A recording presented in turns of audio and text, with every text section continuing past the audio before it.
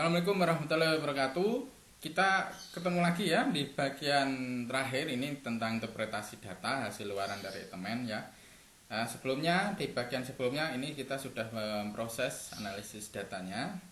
Seperti ini program item-nya tadi sudah input file, output file, score, terus hasilnya ya kita sampai ke item analysis is complete. Jadi sudah komplit analisisnya. Nah, sekarang kita lihat hasilnya di folder item gitu.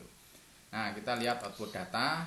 Nah, biasanya teman-teman munculnya hanya dua saja ya, karena ini yang output data dan skor saja yang diperoleh. Output data yang punya saya ini kosong ternyata.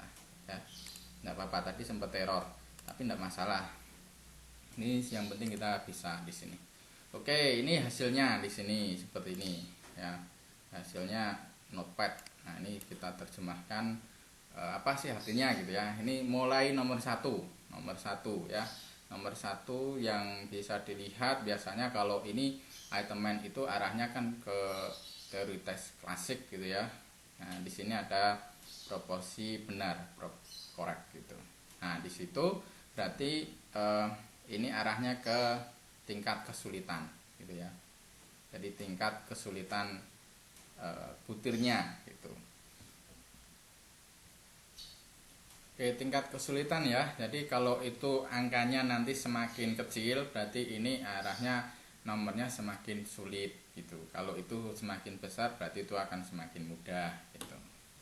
Oke, kita lanjut. Berikutnya ada biserial atau poin biserial. Ini sebenarnya sama saja, hanya saja untuk poin biserial itu akan lebih teliti lagi ya. Jadi angkanya akan lebih kecil lagi rentangnya. Nah, ini biasanya disebut dengan daya pembeda. Itu ya, daya pembeda antara kelompok atas dan kelompok bawah gitu ya. Ini dan hasilnya ternyata di sini negatif. Silahkan nanti untuk rentangnya silahkan dicari sendiri ya, tapi tentunya kalau hasilnya negatif berarti ini banyak yang menjawab dari kelompok apa itu kira-kira dari kelompok bawah gitu ya. Silahkan nanti dicek lagi teori untuk daya pembeda. Terus kemudian setelah daya pembeda kalau pilihan ganda biasanya efektivitas distraktor gitu ya. Ini. Dan di sini yang ditandai bintang, nah ini adalah kunci jawabannya. Kebetulan nomor 1 itu kunci jawabannya adalah C gitu. Nah, distraktor atau pengecoh yang efektif itu biasanya ya. Nanti sini sekali lagi silahkan dicari lagi referensinya karena saya rekomendasinya banyak, hanya saja saya tidak ingin langsung menunjukkan di sini biar Anda semua mencari tahu referensi itu ya. Ada yang mengatakan kalau efektivitas distraktor itu minimal dipilih gitu ya, dipilih dari kelompok siswanya itu. Tetapi ada juga ada persentasenya, ada yang bilang sekitar 0,25% gitu ya. Ada yang mengatakan 2,5% atau 5% ya, dipilih oleh siswa. Ada juga penambahnya setelah dipilih oleh siswa itu harus poin biserialnya itu negatif. Kenapa negatif? Berarti yang terkecoh di situ adalah kebanyakan kelompok bawah gitu. Kalau itu hasilnya positif, nah ini berarti yang terkecoh malah kelompok atas. Seperti nomor 1, ini kenapa muncul check the key gitu ya. Ini karena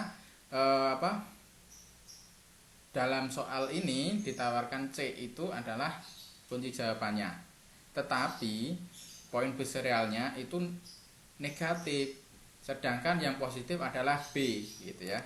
Berarti kelompok atas siswa yang pintar itu cenderung menjawab B. Mengapa seperti itu gitu ya? Itu kan menjadi tanda tanya dari soal itu. Nah, apakah ini kunci jawabannya salah gitu ya?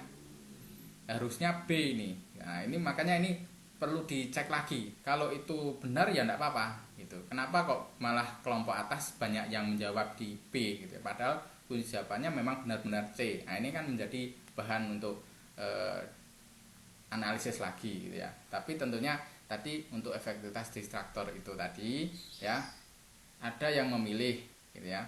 Prosentasenya itu tergantung dari referensi yang nanti Anda gunakan.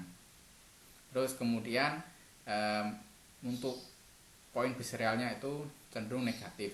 karena itu akan yang namanya pengecoh itu kan yang terkecoh biasanya banyakkan dari kelompok bawah gitu ya, jadi hasilnya negatif itu.